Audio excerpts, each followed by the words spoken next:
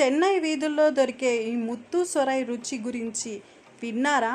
ఒక్కసారి తింటే మళ్ళీ చేయాలనిపించే సింపుల్ కానీ సూపర్ టేస్టీ ఎగ్ రైస్ ఇది. హోటల్ స్టైల్లో ముత్తు సొరై ఇంట్లోనే ఎలా చేయాలో చూసేద్దాం. ఇప్పుడు ఒక మిక్సీ జార్ తీసుకొని కొంచెం ఉల్లిగడ్డ, అలాగే కొంచెం గార్లిక్, అలాగే పచ్చిమిర్చి, అలాగే కొంచెం కొత్తిమీర ఎంత వేసుకుంటే అంత బాగా టేస్టీగా ఉంటుంది. దాంట్లో కొద్దిగా జీలకర్ర, ఉప్పు, కరివేపాకు ఇవన్నీ వేసుకొని మంచిగా మెత్తటి పేస్ట్ లాగా చేసేసుకోండి. చూసారా, నేను పేస్ట్ అయితే చేసేసుకున్నాను. ఇది పక్కకు పెట్టేసుకోండి. అలాగే ఒక కడాయి పెట్టుకోండి. కడాయి హీట్ అయిన తర్వాత దీనికి కొంచెం మందంగా ఉన్న కడాయి అయితే స్టిక్ అవ్వకుండా బాగా వస్తుంది.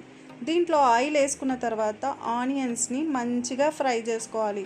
గోల్డెన్ బ్రౌన్ వచ్చేంత వరకు ఫ్రై చేసుకోవాలి. ఇప్పుడు దీంట్లో కొద్దిగా పసుపు,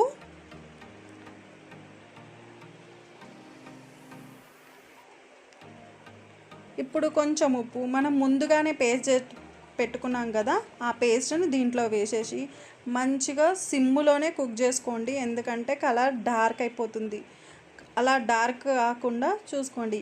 ఇప్పుడే మా ఛానల్ని ఎవరైతే కొత్తగా చూస్తున్నారో లైక్ చేయండి, షేర్ చేయండి, అలాగే సబ్స్క్రైబ్ కూడా చేసుకోండి.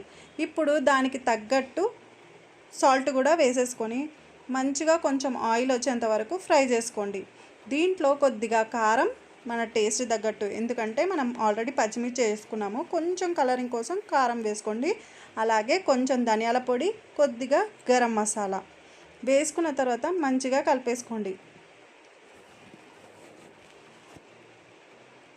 చూసారా ఆయిల్ ఎలా తేలిపోయిందో? ఇప్పుడు మనం గుడ్లను అయితే కొట్టి వేసుకోవాలి. నేను ఒక 3 గుడ్లను అయితే తీసుకుంటున్నాను. వేసుకున్న తర్వాత గుడ్డుని తొందరగా కుక్ అవ్వకుండా చూడండి. అప్పుడే దాని టేస్ట్ చాలా బాగుంటుంది. మనం కొట్టంగానే వెంటనే కలిపేసుకొని దాంట్లో మిక్స్ అయిపోవాలి. మనకు అసలు గుడ్డే కనిపించొద్దు, అంత ఇలా చూపించిన విధంగా కలుపుకోండి. ఇదే ముత్తు సోరు. చాలా అంటే చాలా చెన్నై వీధుల్లో ఎక్కడ స్ట్రీట్ ఫుడ్లో ఇది బాగా అమ్ముతారనమాట. అక్కడ వాళ్ళు చాలా బాగా తింటారు దీన్ని. కానీ టేస్ట్ మాత్రం చాలా బాగుంటుంది. మీరు కూడా ట్రై చేయండి. చూసారా ఎలా కలిపేసుకోవాలి? కలుపుకున్న తర్వాత నేను ముందుగానే అన్నాన్ని అయితే వండుకున్నాను. కొంచెం మెత్తగా, అక్కడ వాళ్ళు కొంచెం మెత్తగా తింటారు, మనం ఇక్కడ కొంచెం పొడిలాడుతూ వండుకోవాలి. వైట్ రైస్ని అయితే దీంట్లో వేసేసుకొని కలిపేసుకోవాలి. మొత్తం రైస్కి పట్టేటట్టు కొంచెం స్టిక్కీగా ఉండాలన్నమాట.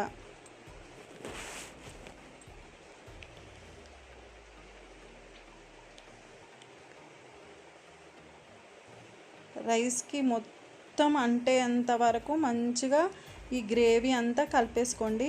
చూసారా, నేను ఇలా కలిపేసుకున్నాను. కలుపుకున్న తర్వాత కొద్దిగా పైనుంచి కొత్తిమీర అయితే చల్లుకోండి. అవును, మా వీడియోస్ మీకు నచ్చినట్లయితే like, share, subscribe my channel Swapna SS blog. ఇప్పుడు చూసారా, ముత్తు సొరు రెడీ అయిపోయింది. ఇక్కడైతే దాని కాంబినేషన్గా నేను ఫ్రాన్స్ తీసుకుంటున్నాను. ఒక 200 గ్రామ్స్ ఫ్రాన్స్ తీసుకొని దాంట్లో ఉప్పు, కారం, గరం మసాలా వేసేసుకొని మంచిగా కలిపేసుకున్నాను. అలాగే కొంచెం కార్న్ఫ్లోర్, అలాగే కొద్దిగా బియ్యం పిండి, ఎందుకంటే కొంచెం క్రంచీగా తాకాలని చెప్పి నేను ఇది తీసుకున్నాను. దీనికి ఆమ్లెట్ కూడా కాంబినేషన్గా చాలా బాగుంటుంది. ఇది మంచిగా కలుపుకున్న తర్వాత కొద్దిగా నిమ్మరసం వేసేసుకొని ఆయిల్లో మంచిగా డీప్ ఫ్రై చేసుకోండి. డీప్ ఫ్రై లేకపోయినా పర్వాలేదు, షాలో ఫ్రై కూడా చేసుకోవచ్చు. కొంచెం క్రంచీ కావాలని చెప్పి నేను కొద్దిగా ఆయిల్ వేసి ఆయిల్లో అయితే ఫ్రై చేసుకున్నాను.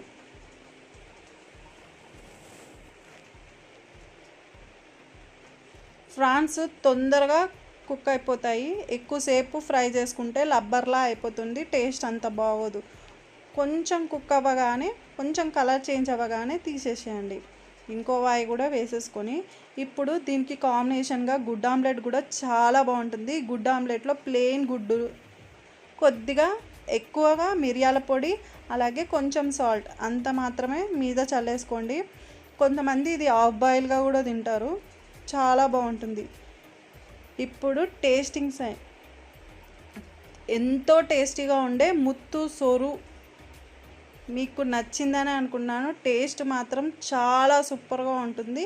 మీరు కూడా ట్రై చేయండి.